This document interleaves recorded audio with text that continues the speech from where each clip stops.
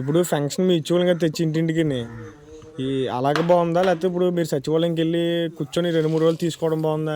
ఇంటింటికి తెచ్చివ్వడం మాకు ఆరోగ్యంగా ఉంది, అనుకూలంగా ఉంది, సదుపాయంగా ఉంది.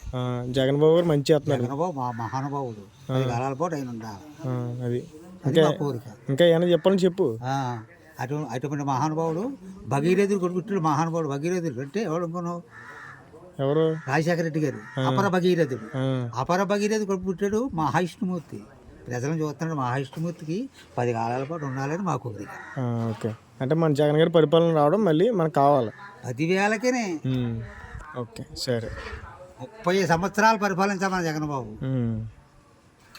ఇంకా ఇంకా ఏంటి ఏముందయ్యా, అవ్వ తాతలు హాయిగా ఏది లోటు లేకుండా తింటున్నారు. ఇంటికి బియ్యం వస్తున్నాయి, పెన్షన్ డబ్బు తెల్లారిపో డోర్ కొట్టి డబ్బులు ఇస్తున్నారు మనకి.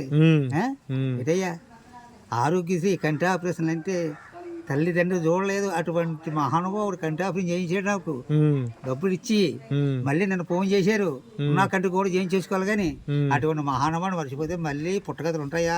14 జన్మలు మళ్ళీ అడిగి ఏమైనా పుట్టగతులు ఉంటాయా?